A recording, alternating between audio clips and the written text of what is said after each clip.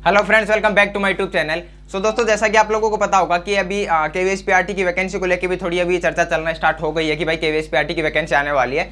और इसके अलावा देखिए आप लोग मतलब डीटीपीसी पीआरटी की तो भाई काफी लंबे टाइम से आप वेट कर रहे हो और बहुत दिन हो गए हैं। मैं खुद भी वेट कर रहा हूँ भाई पीआरटी की वैकेंसी का। तो लेकिन देखिए अभी अपन ने इतना वेट किया, अब तो भाई अपन बहुत नजदीक आ गए वैकेंसी का। अब तो वैकेंसी आने वाली है और बहुत ही जल्द इसका अपने को नोटिफिकेशन देखने को मिल जाएगा। लेकिन अभी जो अपने स्टूडेंट्स के मन में जो सवाल चल रहा है, जो कंफ्यूजन हो रहा है उनके मन में, वो ये चल रहा है कि अभी यार केवीएस पीआरटी और डीटीपीसी पीआरटी दोनों वैकेंसी आने वाली है, तो हमें किसकी तैयारी करनी चाहिए और केवीएस पीआरटी की वैकेंसी कब तक आ सकती है। तो इनके ऊपर मैं बात करने वाला हूं। तो देखिए, अगर मैं सबसे पहले पीआरटी की बात करता हूं, मैं डीटीपीसी पीआरटी की एक बार। तो आप लोगों को जैसा कि मैंने लास्ट वीडियो में भी बोला था कि अभी आपका जो डीटीपीसी पीआरटी का नोटिफिकेशन है वो आपको अगस्त में देखने को मिल सकता है। और इसके ऊपर देखिए अभी अपन कुछ तो इसलिए ज्यादा मैं बोल रहा हूँ कि आपका अगस्त में आ जाएगा, क्योंकि आप लोगों को पता होगा कि भाई अभी डीटीपीसी भी अपने फास्ट मोड पे है। क्योंकि आप लोगों ने देखा होगा कि जैसे उन्होंने अभी 2 से 3-4 महीने पहले अभी जो भी ऑफलाइन फॉर्म भरवाए थे, जैसे आपने जो भी नॉन टीचिंग पोस्ट है उनका फॉर्म भरवाया था उन्होंने, जेल वार्डर हो गया या और भी बहुत सारी पोस्टें हो गई, उनका एग्जाम उन्होंने कुछ पोस्टों पे ले भी लिया है और कुछ पोस्टों पे अभी एग्जाम 10 जून से स्टार्ट होने वाले हैं। भाई आप लोगों को पता होगा अभी इलेक्शन का प्रोसेस 4 जून को खत्म होगा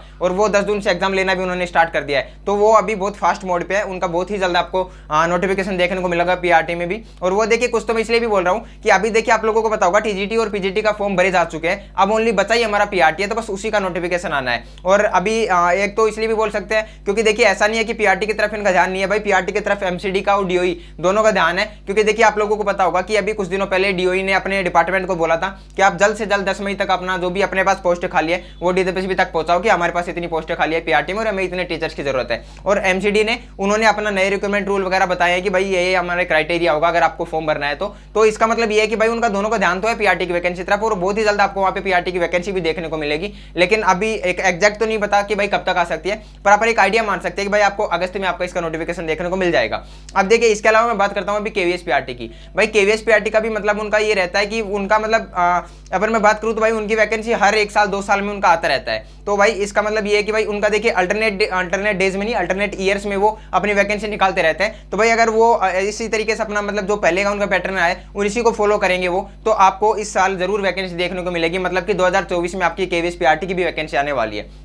अब देखिए अगर केवीएस पीआरटी की वैकेंसी 2024 में आ रही है तो कब तक आएगी? देखिए आपकी सीटेट जो अगस्त वाला है इससे पहले तो आएगी नहीं, इसके बाद ही आएगी। आपको जो अगस्त सीटेट वाला है इसके बाद ही आपकी वैकेंसी आपको देखने को मिलेगी। और इसके बाद अगर मैं बात करूं तो हो सकता है कि आपको सितंबर अक्टूबर के पास केवीएस पीआरटी की वैकेंसी देखने को मिल जाए। तो अब आपके मन में ये सवाल होगा कि देखिए अगर दोनों वैकेंसी साथ आ रही है तो हमें किस वैकेंसी की तैयारी करनी चाहिए। देखिए इसके लिए मैं आपको ये बोलूंगा, अगर आपके दोनों वैकेंसी साथ में आ रही है तो आपको डीटीपीसी पीआरटी की तैयारी करनी चाहिए। और अभी इसके पीछे मैं आपको रीजन भी बताऊंगा कि मैं ऐसा क्यों बोल रहा हूं। देखिए एक तो आप लोगों को ये पता होगा कि भाई पीआरटी लगभग इंडिया के सबसे टफ एग्जाम्स में मतलब टीचिंग एग्जाम्स में अपने लगभग इंडिया के सबसे टफ एग्जाम में माना जाता है। जो टीचिंग एग्जाम्स अपने उनमें देखिए क्यों? क्योंकि एक तो इसका सिलेबस भाई बहुत बड़ा सिलेबस है और इसमें मतलब कि आप देखिए अगर आप एसएससी में भी जाते हो ना, वहां पे आपको हिंदी, इंग्लिश, मैथ, रीजनिंग ये वगैरह जीके, हिंदी तो शायद आती भी नहीं है वैसे, ओनली एसएससी जीडी में आती है। एसएससी की बात करूं तो मैं, बाकी हिंदी वहां पे आती भी नहीं है, लेकिन वहां पे जीके, इंग्लिश, मैथ, रीजनिंग ये चारों आती है। भाई ये चारों आपको डीटीपीसी पीआरटी में देखने को मिलेंगी। और आप इसके अलावा कोई भी एग्जाम हो, चाहे बैंकिंग हो, रेलवे हो, एसएससी हो,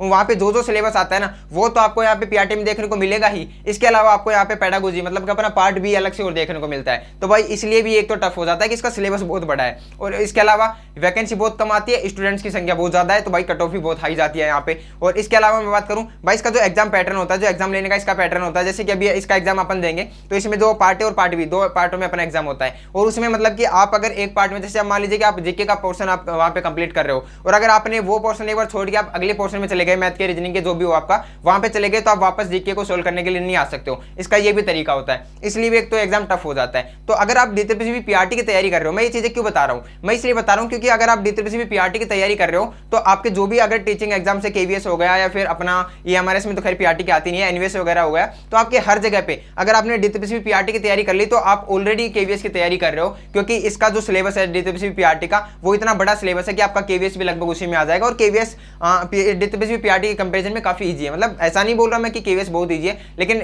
डीटीपीसी पीआरटी के कंपैरिजन में इजी है वो, आप ये चीज मानते होगे खुद भी। तो आप अगर डीटीपीसी पीआरटी की तैयारी कर रहे हो तो आपकी ऑलरेडी केवीएस पीआरटी की हो रही है, तो आपको अभी अपना फोकस डीटीपीसी पीआरटी की तरफ रखना है। और इसके पीछे एक रीजन और है, देखिए आप लोगों को पता होगा अगर आप केवीएस में सिलेक्ट होते हो ना तो आपको ओवरऑल इंडिया में कहीं पे भी पोस्टिंग मिल सकती है। और जहां पे भी आपको पोस्टिंग मिलेगी ऐसा नहीं है कि आप परमानेंट वहीं पे जॉब करने वाले हो, आपका ट्रांसफर होता रहता है वहां पे। तो एक उसमें ये सबसे बड़ा नुकसान है। और आपको पता भी होगा कि भाई जो केवीएस पीआरटी में सिलेक्ट हो जाते हैं ना वो भी बाद में डीटीपीसी डीटीपीसी पीआरटी का फॉर्म भरते हैं वो इसीलिए भरते हैं क्योंकि उनको एक जगह जॉब करनी होती है कि भाई अपन दिल्ली में जॉब करें। और भाई दिल्ली वैसे भी अपनी राजधानी है यार, बहुत अच्छी खासी सिटी है, तो कौन नहीं चाहेगा वहाँ पे जॉब करना, इसलिए भी वो तैयारी करते हैं उसकी। तो मैं आपको भी यही बोलूंगा कि आप अगर डीटीपीसी पीआरटी का पहले से तैयारी करते आ रहे हो तो आपको उसी की तैयारी करनी चाहिए। और देखिए इनके सिलेबस में कुछ ज्यादा डिफरेंस है नहीं, कुछ थोड़ा बहुत डिफरेंस है, तो वो आप 15-20 दिन में, महीने भर में भी कवर कर सकते हो वो चीजें। और ये देखिए आपका ये भी कंफर्म है कि भाई इन दोनों का एग्जाम ऐसा नहीं है कि इसका एग्जाम आज है तो भाई 2 दिन बाद या 5 दिन बाद अपना केवीएस का एग्जाम हो जाएगा। इनमें आपको थोड़ा बहुत तो गैप मिलेगा, कम से कम महीने भर का, 15-20 दिन का, महीने 2 महीने का गैप आराम से मिलेगा।